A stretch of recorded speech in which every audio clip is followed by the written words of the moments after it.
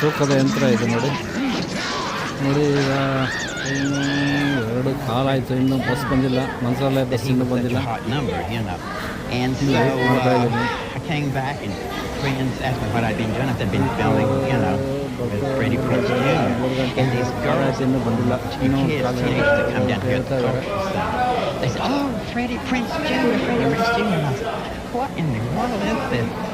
Just ನಿಮಗೆ ಊಟದ್ದು ನಾನು ತೋರಿಸಿಲ್ಲ.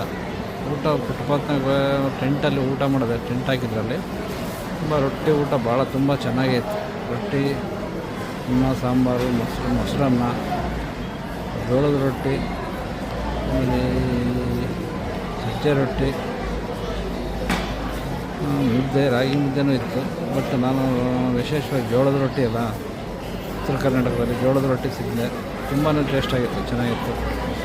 ನೀವು ಇಲ್ಲೆಲ್ಲ ಬಳ್ಳಾರಿಗೆ ಬಂದಾಗ ಭಾರಿ ಸಿಂಪಲ್ಲಾಗಿ ಸ್ಟಾರ್ ಹೋಟ್ಲ್ ಊಟನೇ ಕೊಡ್ತಾರೆ ಹೆಚ್ಚು ಕಡಿಮೆ.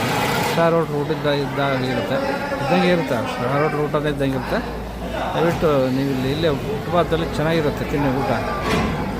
ರೇಟ್ ಕೇವಲ 60 ರೂಪಾಯಿ ಅಷ್ಟೇ. ಹೊಟ್ಟೆ ತುಂಬ ಊಟ 60 ರೂಪಾಯಿ ಅಷ್ಟೇ.